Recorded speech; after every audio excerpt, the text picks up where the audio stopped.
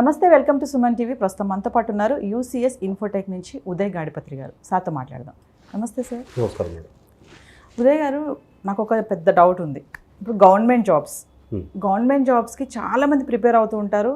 Competition ఉందని తెలిసి కూడా రాస్తూనే ఉంటారు. ఇయర్స్ నుంచి, అంటే వాళ్ళ కెరియర్ కూడా అక్కడ వేస్ట్ అవుతూనే ఉంటుంది, టైం వేస్ట్ అవుతుంది, ఇంకా చూసుకుంటే మనీ కూడా వేస్ట్ అవుతుంది. మరి ఈ గవర్నమెంట్ జాబ్స్కి ప్రిపేర్ అయ్యే వాళ్ళకి బ్రేక్ డౌన్ వచ్చింది అనుకోండి, వాళ్ళు సాఫ్ట్వేర్ సైడ్ రావాలి అంటే మీరు ఇచ్చే టిప్స్ ఏముంటాయి? దీని గురించి చాలా డీటెయిల్గా మాట్లాడాలండి. ఇక్కడ ఎలా ఉంటుంది అంటే, ఏ జాబ్స్ లేనప్పుడు ఒకప్పుడు గవర్నమెంట్ జాబ్సే ఉండేవి. ఒకప్పుడు ఈ ఐటీ జాబ్స్ కానీ, ఈ సివిల్ జాబ్స్ కానీ, మెకానికల్ జాబ్స్ కానీ, ఇటువంటి జాబ్స్ తక్కువ ఉండేవి. ఓన్లీ గవర్నమెంట్ జాబ్ అంటే అదొక పెద్ద డిగ్నిటీ ఉండేది. అప్పుడు డిగ్నిటీ అండ్ సెక్యూరిటీ మెయిన్ చెప్పాలంటే. సో ఇప్పుడేంటి, కాలం మారిపోయింది, జనరేషన్ మారిపోయింది, చాలా జాబ్స్ వచ్చేసినాయి. ప్రైవేట్ సెక్టర్లో చాలా జాబ్స్ వచ్చినాయి, సాలరీస్ కూడా చాలా ఎక్కువ ఉన్నాయి. ఇది గవర్నమెంట్ జాబ్స్తో పోల్చుకుంటే ప్రైవేట్ జాబ్స్లో చాలా సాలరీస్ ఎక్కువ ఉన్నాయి. సో మీరు చూసుకుంటే ఐటీ జాబ్స్ తీసుకోవచ్చు, మీరు చూసుకుంటే ఎలక్ట్రికల్ కావచ్చు, మెకానికల్ కావచ్చు. సో ప్రైవేట్ సెక్టర్లో సాలరీస్ చాలా ఎక్కువ ఉన్నాయి. చాలామంది స్టూడెంట్స్ గవర్నమెంట్ జాబ్స్ అని చెప్పేసి వెళ్తూ ఉన్నారు. వాళ్ళకి గవర్నమెంట్ జాబ్స్ అనేది టార్గెట్ పెట్టుకుంటున్నారు, కానీ అక్కడ ఎన్ని ఓపెనింగ్స్ ఉన్నాయి, ఎన్ని టీచర్ పోస్టులు ఉన్నాయి, ఎన్ని ఎంఆర్ఓ పోస్టులు ఉన్నాయి, ఎన్ని ఎంఈఓ పోస్టులు ఉన్నాయి, అసలు ఎన్ని వేకెన్సీస్ ఉన్నాయనేది ఎవరికి తెలియదు. చూడకుండానే ప్రిపేర్ అవుతున్నారంటారా? చాలామందికి ఈ అవేర్నెస్ లేదండి. ఈ అవేర్నెస్ లేకుండా గవర్నమెంట్ జాబ్ కొట్టాలని చెప్పేసి they are starting their career in government jobs. ఎలా చేస్తున్నారంటే, వెళ్తున్నారు, స్టార్ట్ చేస్తున్నారు, నేర్చుకుంటున్నారు. అక్కడ ఓపెనింగ్స్ ఎప్పుడు పడుతున్నాయో తెలియదు, ఎన్ని ఓపెనింగ్స్ ఉంటున్నాయో తెలియదు, అలా పోరాడుతూనే ఉంటున్నారు. ఇందులో మళ్ళీ రిజర్వేషన్స్ ఉంటాయి. ఓకే, ఇప్పుడు సపోజ్ ఆల్మోస్ట్ ఒక 10 lakhs మెంబర్స్ కాంపిటీషన్ ఉంటే, సో అక్కడ ఒక 200 జాబ్స్ అలా రిలీజ్ చేస్తారు. సో ఈ 200 మెంబర్స్కి 10 lakhs మెంబర్స్ అప్లై చేస్తూ ఉంటారు. సో ఇట్లా ఏంటి అంటే, కాంపిటీషన్ హ్యూజ్గా ఉంది. At the same time opportunities ఏమో తక్కువగా ఉన్నాయి. సో వాళ్ళు దానికోసం పోరాడుతూనే ఉంటారు. చాలామందిని నేను చూశాను కదా, మన దగ్గరకు వస్తూ ఉంటారు. సార్, నేను ఇట్లా ఇన్ని రోజులు గవర్నమెంట్ జాబ్స్ ప్రిపేర్ అయ్యాను, ఇప్పుడు బాగా నేను వచ్చేసరికి 30 years వచ్చేసింది, నాకు ఇంటి దగ్గర నుంచి బాగా ప్రెషర్ ఉంది, నేను ఇప్పుడు ఐటీలోకి రావచ్చా అంటారు.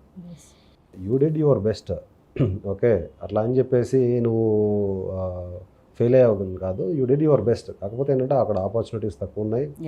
చాలామంది స్టూడెంట్స్ ఇలానే గవర్నమెంట్ జాబ్స్కి ప్రిపేర్ అయ్యి మళ్ళీ తిరిగి ఐటీలోకి రావాలనుకుంటూ ఉంటారు. డెఫినెట్గా నేను ఇందాక చెప్పినట్టు ఐటీ ఆల్వేస్ వెల్కమ్స్ టాలెంట్ అని చెప్పేసి, ఐటీ టాలెంట్ ఉన్న ప్రతి ఒక్కరిని వెల్కమ్ చేస్తుంది. వీళ్ళందరూ గ్రాడ్యుయేషన్ అండి, వీళ్ళందరూ గ్రాడ్యుయేషన్ కంప్లీట్ చేసిన వాళ్ళు. వీళ్ళు సబ్జెక్ట్ బాగా నేర్చుకొని వాళ్ళు, నాకు బాగా ఎక్స్పీరియన్స్ ఏంటంటే, ఎవరైతే గవర్నమెంట్ జాబ్స్ ప్రిపేర్ అవుతా ఐటీలోకి స్విచ్ అవ్వాలనుకుంటారో వాళ్ళకి ఏంటంటే చాలా పేషెన్స్ ఉంటుందండి. గవర్నమెంట్ జాబ్స్ ప్రిపేర్ అయ్యే చాలా పేషెన్స్ ఉంటుంది. నేను బాగా నోటీస్ చేశాను. మిగతా నార్మల్ స్టూడెంట్స్ కంటే కూడా ఈ గవర్నమెంట్ జాబ్స్ ప్రిపేర్ వచ్చిన స్టూడెంట్స్ ఏంటంటే చాలా ఓపికతోటి ఎక్కువసేపు కూర్చొని బాగా ప్రాక్టీస్ చేస్తారు. మెంటల్ స్టెబిలిటీ కూడా వాళ్ళకి ఏంటంటే, వాళ్ళకి పెద్ద సబ్జెక్టులు, వాళ్ళు యాప్టిట్యూడ్ కావచ్చు, రీజనింగ్ కావచ్చు, ద కాన్స్టిట్యూషన్ కావచ్చు, చాలా నేర్చుకుంటూ ఉంటారు కదా. వాళ్ళకి ఏంటంటే ఐటీలో కోర్స్ చేయడం అనేది వాళ్ళకి చాలా చిన్న విషయం అన్నమాట. గవర్నమెంట్ జాబ్స్ ప్రిపేర్ అయ్యే వాళ్ళకి ఐటీ కోర్స్ చేయడం అనేది చాలా చిన్న విషయం. వాళ్ళు చాలా పేషెన్స్గా కూర్చుంటారు, చాలా ఓపికతో నేర్చుకుంటారు. అట్లా సక్సెస్ అయిన వాళ్ళు చాలామంది ఉన్నారు మేడం మన దగ్గర. సో ఐటీలోకి డెఫినెట్గా వాళ్ళకి వెల్కమ్ చెప్పొచ్చు. సో వాళ్ళందరికీ కూడా ఐటీలోకి యాక్సెస్ ఉంది. అంటే గవర్నమెంట్ జాబ్కి ప్రిపేర్ అయ్యే వాళ్ళు కొంతమందికి అయితే కన్ఫ్యూజన్ ఉంది సార్. ఏంటంటే, నేను సాఫ్ట్వేర్లోకి వెళ్ళలేనేమో, ఎక్కడ ఈ గవర్నమెంట్ జాబ్ సంబంధించిన సబ్జెక్ట్ వేరుంటుంది. సాఫ్ట్వేర్ అనగానే వాళ్ళకి ఏంటంటే హై రైజ్ బిల్డింగ్స్, సిస్టమ్ ఉంటుంది, వర్క్ చేయాలి, టెక్నికల్గా ఉంటుంది, నేను ఎక్కడ చేస్తాను ఇదంతా అనే ఒక కన్ఫ్యూజన్ అయితే అందరిలో కాకపోయినా కొంతమందిలో అయితే ఉంది. మరి అలాంటి వాళ్ళకి ఏం చెప్తారు? వాస్తవంగా ప్రైవేట్ సెక్టర్లో చాలా జాబ్స్ ఉన్నాయండి. గవర్నమెంట్ సెక్టర్లో ఏంటంటే చాలా తక్కువ ఓపెనింగ్స్ ఉన్నాయి. మీరు చూసుకుంటే కనుక గవర్నమెంట్లో రిటైర్ అయ్యే వాళ్ళు చాలా తక్కువ మంది ఉంటారు. గవర్నమెంట్ సెక్టర్లో రిటైర్ అయ్యే వాళ్ళు తక్కువ ఉంటున్నారు. దట్టు ఈ మధ్య గవర్నమెంట్ రిటైర్మెంట్ టైం పెంచుతామని చెప్పేసి ఇదని చెప్పేసి అంటూ ఉన్నారు. ఇట్లా రిటైర్ అయ్యే వాళ్ళు తక్కువగా ఉన్నప్పుడు ఆపర్చునిటీస్ ఎక్కడ వస్తాయి చెప్పండి? వాళ్ళు ఎట్లా గవర్నమెంట్స్ ఎట్లా వేకెన్సీస్ని పెంచరు, నెంబర్ ఆఫ్ టీచర్ పోస్ట్స్ అనేవి తగ్గిపోతున్నాయి కానీ పెరగడం లేదు. స్కూల్స్ అన్ని గవర్నమెంట్ స్కూల్స్ అన్ని ఉతబడిపోతున్నాయి. సో ఇట్లా గవర్నమెంట్ సెక్టర్లో అనేది జాబ్స్ తగ్గుతూ ఉన్నాయి, ఓపెనింగ్స్ తక్కువగా ఉంటాయి. మీరేంటంటే ఆపర్చునిటీస్ ఎక్కువ ఉన్న చోట మనం వెతుక్కోవాలి, కానీ ఆపర్చునిటీస్ తక్కువ ఉన్న చోట మనం వెళ్ళి ఎత్తుక్కుంటే ఏమొస్తుంది? గవర్నమెంట్ జాబ్ ఆస్పిరెంట్స్ చేస్తున్న మిస్టేక్ అది. అక్కడ మనకి తెలీదు, ఎన్ని స్టాటిస్టిక్స్ తెలీదు, ఎన్ని ఆపర్చునిటీస్ ఉన్నాయి, ఎంతమంది ఆస్పిరెంట్స్ ఉన్నారు అనేది ఆ అవేర్నెస్ లేకపోవడం వల్ల they are choosing government jobs. So instead of that government జాబ్స్కి ఎవరైతే ఇప్పుడు ప్రజెంట్ నేర్చుకుంటూ ఉన్నారో వాళ్ళకి లైఫ్ కొంచెం ఛాలెంజింగ్గా ఉన్నప్పుడు ఏంటంటే ఐటీలోకి మీరు డెఫినెట్లీ ఎలిజిబుల్, ప్రాబ్లం ఏమి ఉండదు, మీకు ఇంకా ఈజీగా వస్తుంది. చాలామంది నా దగ్గరకు వచ్చిన గవర్నమెంట్ స్టూడెంట్స్ డెడికేటెడ్గా రోజు కూర్చొని ఓపికతో కూర్చొని నేర్చుకొని జాబ్స్ తెచ్చుకున్న వాళ్ళు చాలామంది ఉన్నారు మన దగ్గర. అదే మీరు చెప్పారు కదా సార్, 5,000 మెంబర్స్ని ప్లేస్మెంట్ ఇప్పించామన్నారు కదా, అందులో ఎంతమంది ఉండొచ్చు అంటారు ఇలా గవర్నమెంట్ జాబ్ కోసం ట్రై చేసి ఉంటారు మేడం? అరౌండ్ ఒక 250 to 300 మెంబర్స్ ఉంటారు. మనం ఇప్పటి నుంచి కాదు, చాలా రోజుల నుంచి మనం ట్రైనింగ్ ఇన్స్టిట్యూట్ రన్ చేస్తున్నాము. సో ఇది నాట్ ఈవెన్ 1 yearలో 2 yearsలో జరిగింది కాదు, గత 10 years నుంచి చాలామంది స్టూడెంట్స్ ప్లేస్ అయ్యారు మన దగ్గర. ఇంకా చూసుకుంటే ఉదయ్ గారు, చాలా మంది మారుమూల గ్రామాలు ఉంటాయి కదా, ఈ గవర్నమెంట్ జాబ్ ప్రిపేర్ అయ్యే వాళ్ళే ఎక్కువ ఉంటారు, డిస్ట్రిక్ట్స్లో నుంచి కానీ కొంచెం పల్లెటూరులో నుంచి కానీ. మరి అలాంటి వాళ్ళకు కూడా ఈ సాఫ్ట్వేర్ సైడ్ రావాలి అంటే ఛాన్సెస్ ఉన్నాయంటారా?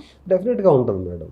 ఇక్కడ నేను ఇంకొకటి పాయింట్ నేను నోటీస్ చేసింది ఏంటంటే, ఎందుకు గవర్నమెంట్ వైపు చూస్ చేసుకుంటున్నారంటే, వన్ ఆఫ్ ది రీజన్ ఏంటంటే ఈ ఇంగ్లీష్ మనం ఎక్కడ నేర్చుకుంటాము, అదొక పెద్ద భయం.